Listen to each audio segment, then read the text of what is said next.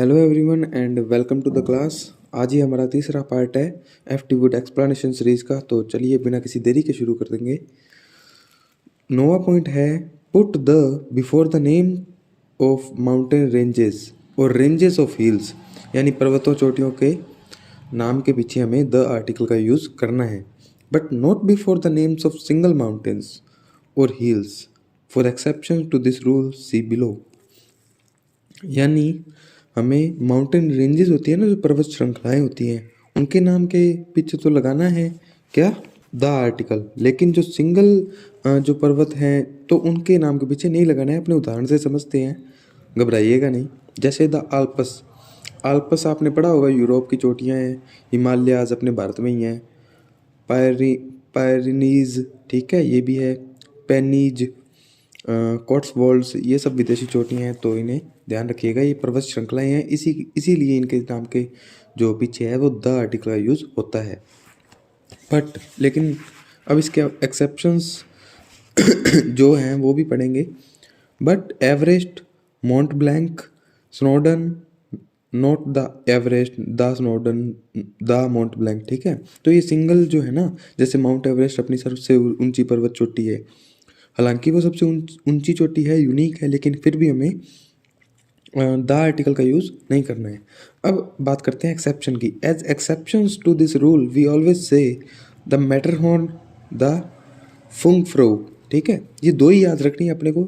साथियों आपको बता दूं, जो एप्टीट्यूड बुक है वो काफ़ी हाई लेवल की बुक है।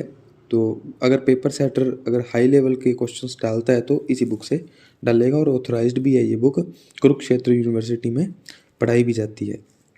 तो हमें सिर्फ दो ही एक्सेप्शंस याद रखने हैं, द मैटरहॉर्न, द फुंगफ्रो, ठीक है। चलिए 10 नंबर पॉइंट की तरफ बढ़ते हैं। Use the before the names of rivers, canal, seas, oceans, valleys, deserts and forest. हमें जंगलों, घाटियों, मरुस्थलों और महासागरों, समुद्रों, नहरों और नदियों के नाम से पहले द आर्टिकल का यूज़ करना होता है। ध्यान रखिएगा, करना होता है। London is on the Thames. अब आप कहेंगे ये लिखा तो THAMES हुआ है, थेम्स होना चाहिए। नहीं साथियों, इसे टेम्स बोलते हैं, है ना। तो London is on the Thames. अब इस ऑन द का क्या मतलब है, हम ग्रामर भी हम सीख रहे हैं तो हमें सब पता होना चाहिए। तो इसका मतलब हुआ कि ये लंदन जो है वो टेम्स नदी के किनारे बसा है। इससे आपका एक जीके का प्रश्न भी तैयार हो गया कि लंदन किस नदी के किनारे है, और ये प्रश्न आता भी है, बहुत बार पूछा गया है। ये तो रट्टा मारा हुआ होना चाहिए प्रश्न कि लंदन किस नदी के किनारे, टेम्स नदी के किनारे। कभी कभी इंग्लिश के प्रश्न जीके में भी काम आ जाते हैं। मैनी शिप्स यूज द कील केनाल। जो कील नहर अपने पढ़ते हैं, जो जोड़ती है, शायद अमेरिका में है या यूरोप में है, मुझे एक्चुअली ध्यान नहीं है एग्जैक्टली, लेकिन आप ध्यान रखिएगा। ये जो कील है ये कैनाल है, नहर है, तो ये जोड़ती है। इसके कैनाल के नाम से पहले भी हम, मेन बात तो यही है कि हमें कैनाल के नाम से पहले हमें द आर्टिकल का यूज़ करना है। सिमिलरली इसी प्रकार से इसके और उदाहरण हैं the North Sea, the Pacific, the Baltic सागर, the Ganges, Rhine, the Sahara, the Ardennes, the Black Forest, ठीक है। ये सब जंगलों, पर्वतों, घाटियों के नाम आ गए। तो याद रखिएगा, इनके नाम से पहले हमें द आर्टिकल का यूज़ करना है। But when the name of a river forms part of the name of a town that stands on it, the is not used। ये क्या कह रहा है, but when the name of a river forms part of the name of a town, जब एक नदी का नाम उस टाउन को रेफर करे जिसके किनारे बसा है, तब द आर्टिकल का यूज नहीं किया जाता। जैसे स्ट्रेटफोर्ड अपॉन एवोन, ठीक है, Newcastle upon Tyne, Kingston on Thames, Burton on Trent. I hope आपको समझ में आया होगा ये अच्छे से पॉइंट। चलिए 11 नंबर पॉइंट की तरफ बढ़ते हैं। Use the before the names of municipal और government departments and before the names of shops, business, houses, industrial concerns, banks, except when they begin with a personal name. हमें इन सब चीज़ों के नाम से पहले द आर्टिकल का यूज़ करना है। किस बात के अलावा, अगर ये किसी प्रॉपर नाउन मैं कहूँ या किसी व्यक्ति के नाम पर ना हो तो इन साथियों इंग्लिश है, कुछ भी हो सकता है इसमें, ठीक है। फिर भी अपने एग्जाम्पल देखते हैं। The Westminster bank, the ministry of education, the public library, the grand hotel, the war office, the army, navy, stores, ये सब इनके जो बिल्डिंग्स वगैरह हैं, इन सब के पहले द का यूज़ होता है। अपने को इतनी बात ही ध्यान रखनी है। तो 99% गारंटी है कि प्रश्न सही हो जाएगा, और 1% वाले प्रश्न आते भी नहीं हैं। लेकिन इसके एक्सेप्शंस देखो। बार्कलेज, अब अपने को नहीं पता बार्कले कौन है, लेकिन दा नहीं लगाया हुआ ना, तो ये एक्सेप्शन बता रहा है कि ये बार्कले बंदे का ही नाम है। Lloyds bank, Selfridge, Woolworths, Clarks picture gallery, है ना, ये सब देख लेना। लेकिन हम हमेशा जो जयपुर में अल्बर्ट हॉल है उसे द अल्बर्ट हॉल बोलते हैं। हाउएवर, फिर भी in spite of the fact that it begins with a personal name and the same applies to the few other well known halls, example the Usher halls. ये लाइन क्या कहना चाह रही है कि जैसे बताया ऊपर कि हमें जो बंदों के नाम से शुरू हुए जो बिल्डिंग, उनके दा नहीं लगाना है, लेकिन फिर भी इसके दो एक्सेप्शंस बताए हैं इन्होंने कि अल्बर्ट हॉल और यूशर हॉल के पहले दा लगाते हैं हम, और इसे सही भी मान लिया जाता है। The names of railway stations when they are also place names as most of them are not preceded by the.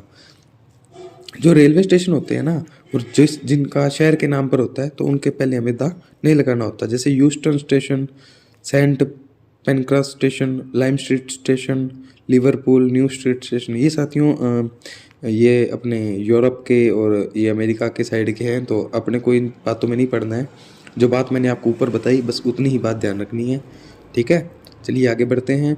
We speak of Waterloo station and Victoria station in London because the names have been given to the surrounding districts, though they took their names from the Battle of Waterloo and from Queen Victoria's respectively. अब ये क्या कहना चाह रहा है कि हम इनके जो दो ऊपर एग्जांपल दिए, हाँ, कि वाटरलू और विक्टोरिया स्टेशन, इनके पहले दा क्यों नहीं लगाते? क्योंकि इनका बंदों से लेना देना नहीं है, ना ही क्वीन विक्टोरिया से है, ठीक है। ये कहना चाह रहे हैं कि जो वाटरलू का युद्ध हुआ था ना, तो उसके नाम पर इनका नाम कहीं ना कहीं रखा गया है, इसलिए हमें इसको प्रॉपर नाउन नहीं मानना है, और प्रॉपर नाउन का सेंस ना लेते हुए हमें यहाँ दा नहीं लगाना है। आगे बढ़ें। And are Victoria stations, there are Victoria stations in several other large towns and these are usually referred to locally as the Victoria Station। और भी कई सारे विक्टोरिया स्टेशन हैं और उनके नाम के पीछे द विक्टोरिया स्टेशन लगाते हैं। क्यों? क्योंकि क्वीन विक्टोरिया थी। लेकिन वो जो मेन जो विक्टोरिया स्टेशन है ना, हालांकि ये मैं बहुत डीप बता रहा हूँ आपको बात, क्योंकि इसमें लिखी हुई है, बतानी तो पड़ेगी। तो जो मेन विक्टोरिया स्टेशन है उसका मतलब सराउंडिंग से है, उस वाटरलू के यूज से, है ना। Note, Cambridge university, Sheffield university ETC, but the university of Cambridge the university of Sheffield. अगर हमें वही डेट वाली बात है, जैसे 5 दिसंबर बोल दो, 5 दिसंबर बोल दो, दिसंबर 5 बोल दो, है ना, वही बात बता रहा है। अगर हमें सीधा बोलना है कैम्ब्रिज यूनिवर्सिटी, तो दा लगाने की जरूरत नहीं है। अगर यही बोलना है कि द यूनिवर्सिटी ऑफ कैम्ब्रिज, तो यहाँ पर द आर्टिकल आएगा, बस इतनी बात ही है, और ये क्वेश्चन पूछ लिया जाता है अक्सर। चलिए 12 नंबर पॉइंट की तरफ चलते हैं। दाऊ, following the rule given above, the name of a large store or works may not take the definite article its sub departments do। ये कहना चाह रहा है कि जो अगर एक बड़ा स्टोर है ना, तो उसके नाम के पहले तो हम दा नहीं लगाएंगे, लेकिन अगर उसके छोटे छोटे और खंडों में विभाजित है तो हम द आर्टिकल यानी डेफिनेट आर्टिकल का यूज़ करते हैं। जैसे the travel department at Harrods, ठीक है, the overseas department of Lloyds bank, the melting shop at Helfridge foundry, ठीक है। तो ये सब डिपार्टमेंट थे तीनों ही, तो आप समझ जाएंगे एग्जाम्पल से। हालांकि ऐसा प्रश्न नहीं आएगा, लेकिन फिर भी समझ लीजिएगा आप कि सब डिपार्टमेंट की बात हो। हालांकि अब जैसे अब डिपार्टमेंट तो और भी बड़े बड़े होते हैं, लेकिन ये सब डिपार्टमेंट है ना एक ही बड़े डिपार्टमेंट के, ठीक है। 13 नंबर पॉइंट की तरफ चलें। Use the before the names of ships and trains if they don't form part the name itself. हमें शिप और ट्रेन्स के नाम के पहले भी दा लगाना है, चाहे वे अलग ना बताते हों इसकी जगह के नाम से, यानी उसकी सराउंडिंग, यानी उसका जो जहाँ से वो चलते हैं, जहाँ पर वो ना बताते हों। जैसे the queen Elizabeth is a famous British liner, समझ गए। अब ये शिप का नाम ही तो है। अब अपने को तो नहीं लगेगा ये शिप का नाम है, क्योंकि अपने ऐसी सराउंडिंग्स ही नहीं है ना, अपने ऐसी भाषा बोलते हैं, है ना। तो दा लगाया है, बस इतनी बात ध्यान रखिएगा। The Golden Arrow is an express train which runs from London to Paris each day. अब ये ट्रेन का नाम है तो दा लगाया है। But when the name of a particular type of vehicle is used to names a means of travel there is no definite article.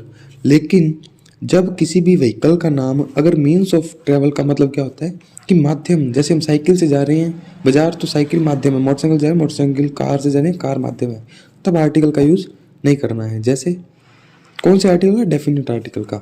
We are going to London by train, ठीक है, तो सीधा by train लगाया, by the train नहीं लगाया, है ना। I go to work by bus. The fastest means of travel is by aeroplane.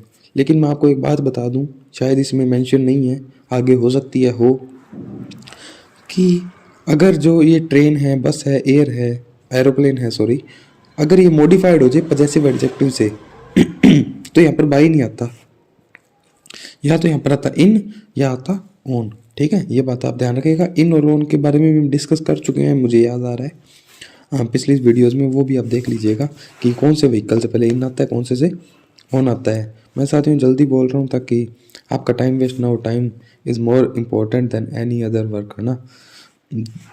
और 14 नंबर पॉइंट पर चलते हैं। The is left out.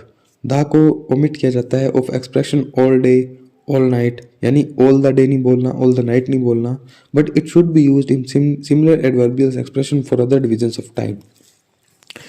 सीधी सीधी बात सुनो, अगर ऑल डे बोलना है, ऑल नाइट बोलना है, तो इसमें दा नहीं लगाना। इसके अलावा जितने भी बोले जाते हैं, all the morning, all the afternoon, all the evening, all the week, इन सब के अलावा जितने भी पार्ट ऑफ टाइम है ना, तो उनके सबके पहले हमें ऑल के बाद दा लगाना है, ठीक है। ऑल डे और ऑल नाइट पे नहीं लगाना है। एग्जाम्पल देख लो, I have worked hard all day, not all the day, है ना, दा नहीं लगाना। The nurse stayed up all the night with passion, है ना, दा गलत बोल दिया मैंने, दा नहीं लगाना, हमारी आदत है। The nurse stayed up all night, तो हो जाती है गलती। But it has been raining all the morning, अब मॉर्निंग आ गया तो दा लगाना है। Americans often say all morning, all week. This is now frequently heard in English also and is become normal British uses. ये बात कह रही है कि अमेरिका वाले हैं ना, वो तो अब all the night all the day ये भी बोलने लग गए हैं, दा लगाने भी लग गए हैं, और आजकल ये इंग्लिश में भी प्रचलित होता जा रहा है। और आजकल दा लगाना वैसे भी आम बात ही हो गई है ना। तो ये थी आज की अपनी क्लास, आपको पसंद आई होगी। थोड़ा मैंने स्पीड बढ़ाई है इस क्लास में क्योंकि टाइम ज़्यादा इंपॉर्टेंट है साथियों, और ये क्रूशियल टाइम चल रहा है रीट एस्पिरेंट्स के लिए, और हिंदी में समझाने की कोशिश की है, जितनी बन पा रहा है उतना दे रहे हैं।